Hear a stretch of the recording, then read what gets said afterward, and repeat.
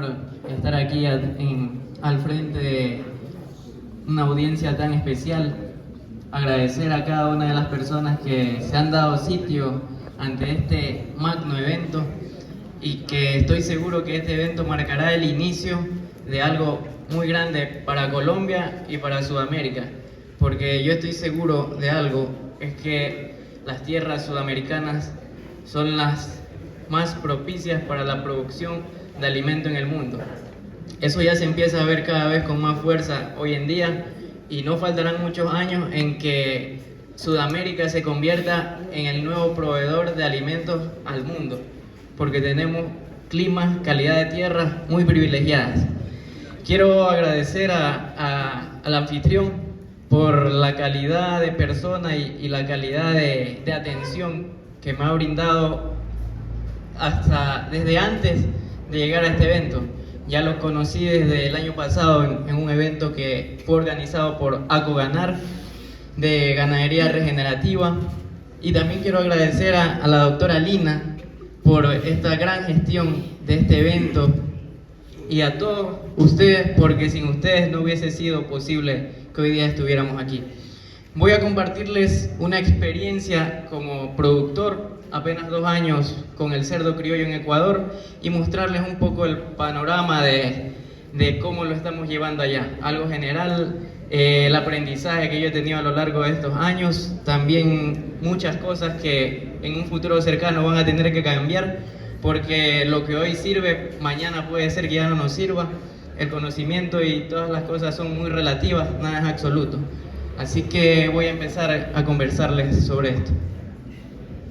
En primer lugar, quiero empezar con la frase: no tengas miedo al fracaso, ten miedo de no intentarlo. Roy Bennett. Porque hoy en día hay muchas personas que de la palabra a la acción se quedan en la duda, y es mucho preferible de que uno lo intente, se equivoque, a que más adelante hubiese dicho ¿qué hubiese pasado si lo hubiese hecho?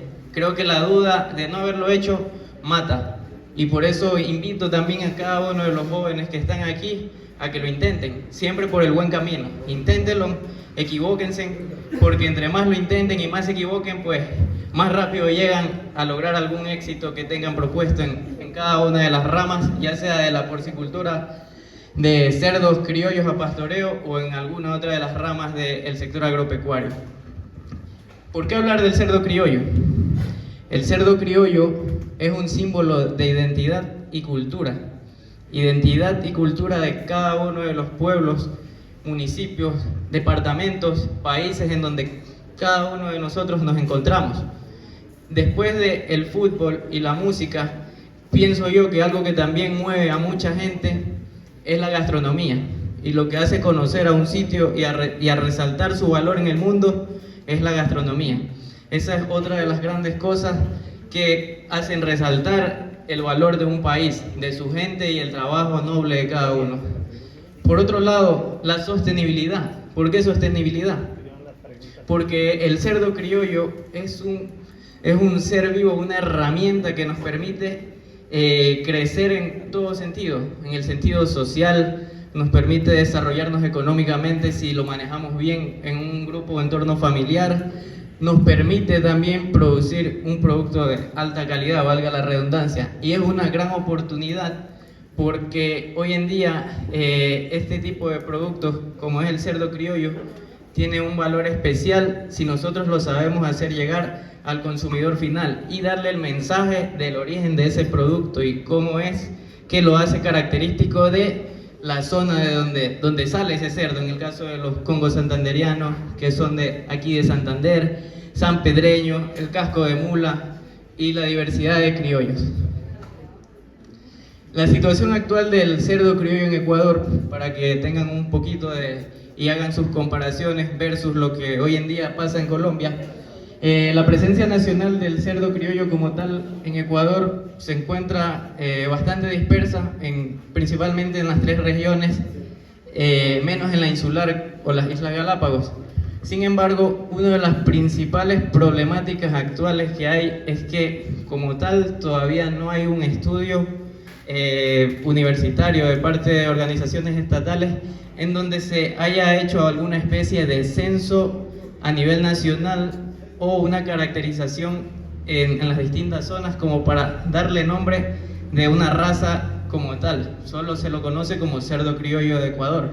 Quiero resaltar la labor de la doctora Paula Toalombo, que ella sí actualmente a nivel local en la provincia de Chimborazo tiene reconocida como tal, pero a nivel local, no ante un reconocimiento nacional por las autoridades competentes. Y esto a la vez también se convierte en una oportunidad de crecimiento, porque al no estar esa labor hecha aún, a las personas como yo que estamos en el proceso nos toca hacerla y lograr que se dé una cooperación entre cada una de las personas que se van sumando, porque hay mucho interés en recuperar este tipo de cerdos que se toleran este tipo de condiciones como es el pastoreo. Siguiente. Ahora sí voy a contarles un poco de mi experiencia rescatando el valor del cerdo criollo, y quiero iniciar contando mi punto de partida. Aunque con los cerdos criollos inicié en el 2023, realmente cuando inició mi inmersión en el mundo del sector agropecuario fue en el 2019. En el 2019 yo me encontraba al borde de ya graduarme del colegio, con honores en un colegio militar, y pues cegado de pronto por otro tipo de mentalidad hasta ese entonces, en el que a veces uno recurre a las presiones sociales de que tienes que ir a la universidad. Quiero recalcar que nací en una ciudad urbana de más o menos 400.000 habitantes. Allí decían, tienes que ir a estudiar una carrera que genere dinero. Y allá generalmente en la parte urbana donde yo resido, tienes que ir a estudiar una carrera que tenga que ver con la producción petrolera. Y bueno, yo estaba enfocado en algo de eso. A la par, también yo me desenvolvía como jugador de fútbol profesional de inferiores de un equipo de primera categoría. Pero me llegó la gran decisión de que, o sea, estaba en un dilema entre si seguía en el fútbol o continuaba con los estudios. Pero vi que la carrera futbolística era algo inseguro, que en algún momento podría lesionarme, y hasta ahí quedaba. Quería continuar entonces con la rama de los estudios. Yo creía, por lo que así mismo había obtenido buenos puntajes al graduarme, de que se me iba a facilitar de pronto obtener una beca internacional para estudiar este tipo de carreras. Pero, oh sorpresa, de que para poder ingresar a este tipo de procesos se toma una prueba nuevamente. O sea, no se tomó en cuenta nada de lo que yo ya había, entre comillas, conseguido académicamente. Y pues en este dar de pruebas no aprobé. Y como todo joven ilusionado de que de pronto en ese momento quería estudiar alguna carrera que, entre comillas, diera dinero, me quedé como cerca de un mes o 2 meses que no sabía qué hacer. No sabía qué hacer y tampoco no quería quedarme sin estudiar. A la par de eso sucede que me llega una propuesta de integrar la selección de Ecuador de fútbol 7 para ir a competir en un torneo en Brasil. Me iban a llevar como juvenil. Estaba entrenando, yo dije, vamos a darle una última oportunidad al fútbol. Iba a entrenar, como justo recién sucedió lo que no pude acceder a la carrera que yo en ese entonces quería, fui al fútbol. Entrené durante cerca de 2 meses. Una semana antes de darse el viaje, me confirman que solo viajan 12 personas y que yo no iba a poder viajar porque por temas económicos y de presupuesto.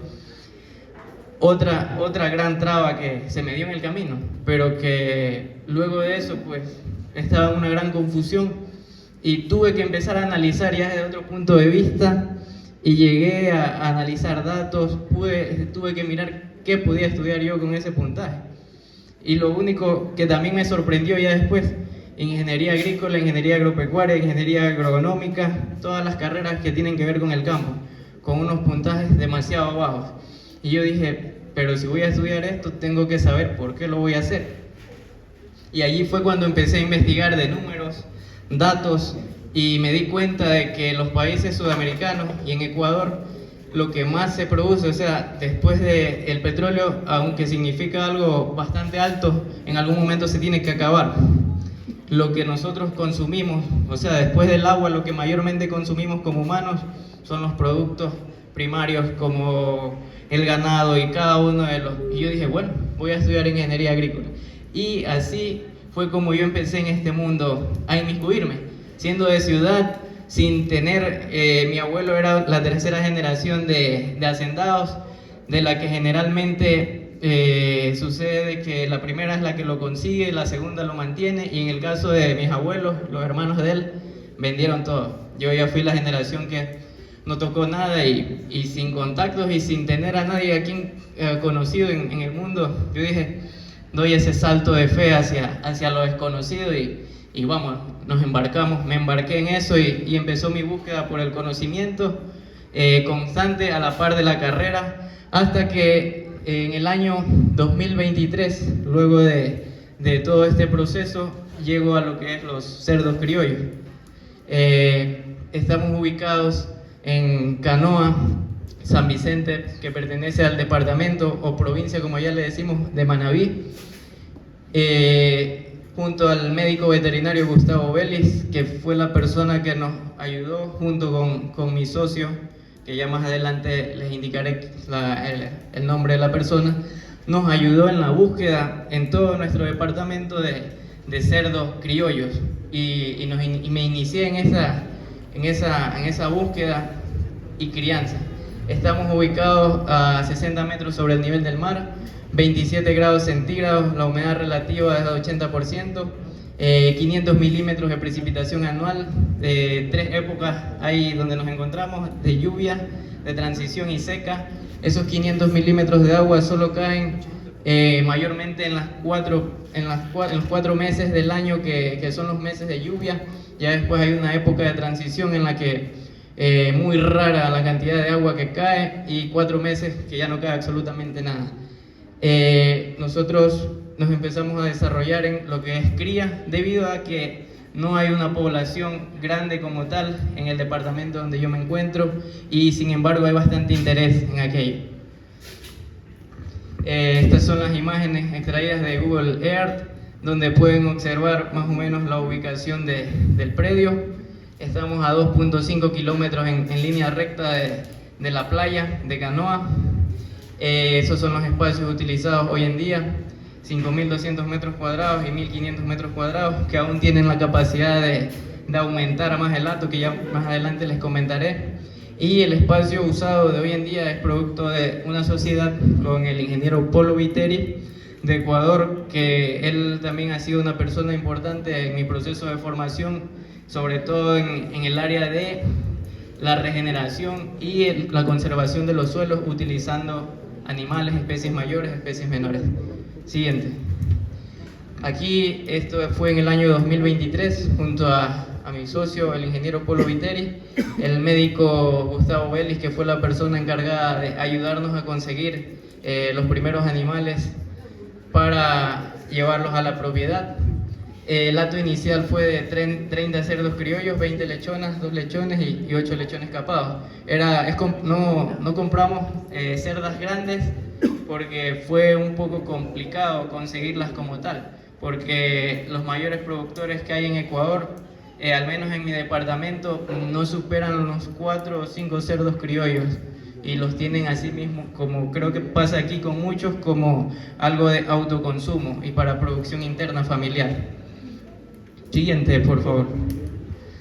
La forma en que yo me financié para iniciar este proyecto fue un crédito, y la misma cosa de que el crédito me obligaba a tener que ir mejorando obligatoriamente muchos factores, porque si no quedo debiendo al banco y se jodió todo. El hato al día de hoy, en el 2025, son de 15 cerdas, 2 cerdos, 25 lechones aproximadamente.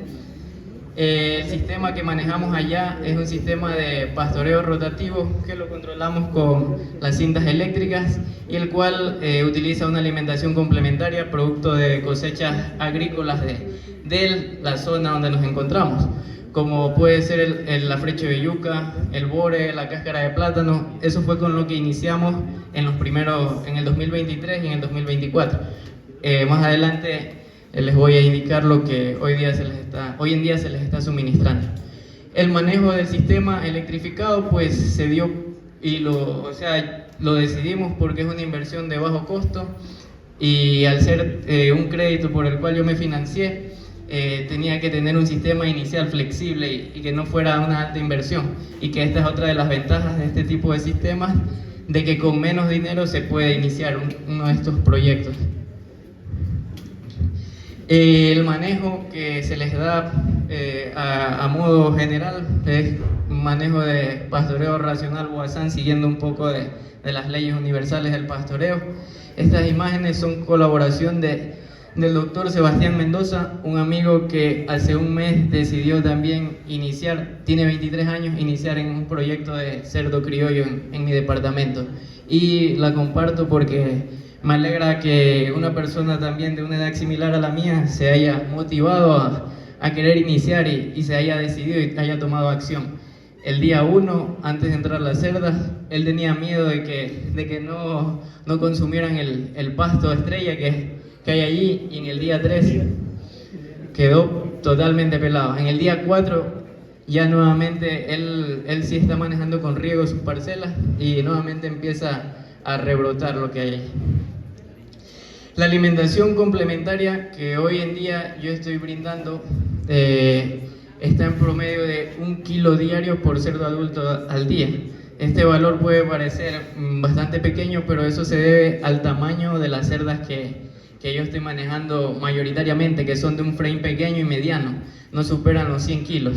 Ya en un momento les mostraré lo que me ha pasado con unas cerdas que tienen un frame más grande y su recuperación, que no ha sido igual que las pequeñas y las medianas. Es un 25% de maní y piquillo de maíz el 75%. Lo he transformado el costo a lo que significa en pesos, porque allá nos manejamos con dólares, y el costo al día por cerda, porque es 1 kilo en promedio que se le suministra, es de 848 pesos promedio. El costo año cerda es más o menos 309.000. Y en el promedio de lechones que se están teniendo por cerda, el precio de venta también lo manejé en base a lo que yo estoy manejando allá en Ecuador, es de 234.000, y por cerda al año, con el promedio de lechones que se destetan, 2.340.000.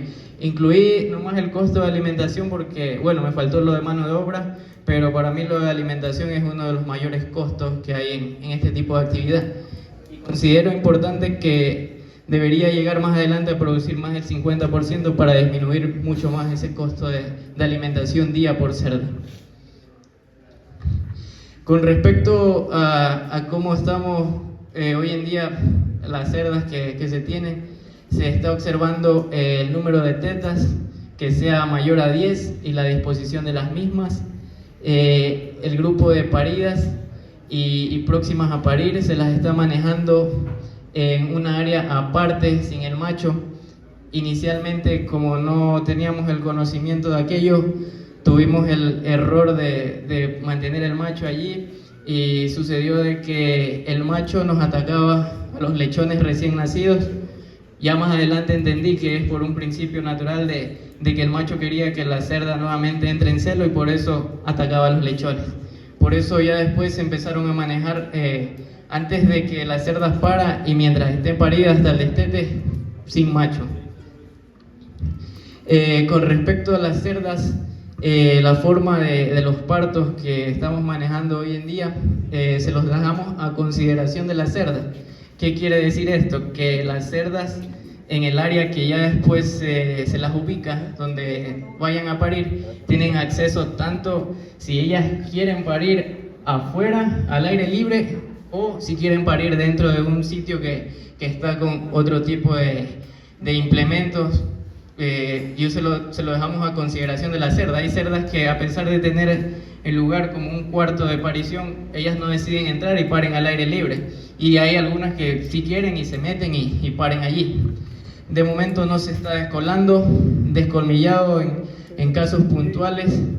No descolmillamos porque en 3 cerdas que le descolmillamos a los cerditos, sucedió de que a los 2 días algunos cerditos lechones fallecieron producto de la herida que surgió del corte. Estos cerdos, al menos los que yo manejo, considero que no estaban diseñados para cicatrizar ese tipo de heridas del corte que se le hace normalmente a un cerdo industrial. Y como también nosotros estamos manejando un hato puro de criollos bajo un sistema de pastoreo, le consideramos importante de que los colmillos los deban tener por el tipo de alimentos que a veces deben consumir en cada uno de los potreros que se encuentran, y también como un elemento de defensa ante posibles depredadores que pudieran llegar. Esto es una pregunta que también la tengo para el público y bueno, voy a explicar algo de lo que me ha sucedido. ¿El frame influye también en los cerdos? El frame se refiere, bueno, al tamaño. Al menos en mi caso, con las cerdas que yo he analizado, que he tenido cerdas grandes que producen más lechones, un poquito más pesados los lechones. Sin embargo, he podido notar en las condiciones que yo me encuentro de que a pesar de que esta cerda del lado izquierdo me produce 9 lechones por parto, luego de destetar a los lechones se queda en una condición corporal así. Le cuesta bastante recuperarse bajo las mismas condiciones que está todo el otro grupo. Y ya luego he podido determinar que también estas cerdas de un mayor tamaño tienen una ingesta mayor de alimentos, más o menos superior a los 2 kilos diarios del alimento complementario que se les brinda, versus esta cerdita que ha de tener un poquito más de 50 kilos, me produce un poco menos de lechones, pero después del destete, prácticamente cuando nosotros destetamos a los 3 días, la mayoría, casi todas de las pequeñas y medianas, el macho nuevamente las sirve y quedan preñadas. A pesar de que paren 5 lechones, también es importante analizar que ellas consumen menos de 1 kilogramo diario de lo que la grande consume. Y ahí pues me ha tocado hacer ese análisis obligado, porque a veces uno quiere seguir manteniendo los animales grandes porque de pronto me producen más, pero al hacer los cálculos, el que resulta ser más eficiente es este pequeño. Más bien se debería ir buscando pequeños o medianos que me produzcan un mayor número de crías. Aquí, como pueden observar, todos están bajo las mismas condiciones y se ve claramente que la que tiene un frame más grande, a pesar de que da más lechones, aún no se ha recuperado de su periodo de destete. Los otros cerdos más pequeños se ven parejos y están todos sometidos en las mismas condiciones. Una cerda que muy pronto va a ser descartada. En el caso de los machos, también me ha parecido interesante de que cuando uno adquiere un macho y lo va a manejar en condiciones de pastoreo, tiene que traer un macho, asegurarse de que esté en unas condiciones similares o más adversas de donde uno los va a manejar en el pastoreo. Caso contrario, va a suceder de que lo que también pasa en ganadería, que alguien de un clima frío, de una altura de 1800 metros, lleva un animal a zona caliente, a nivel del mar.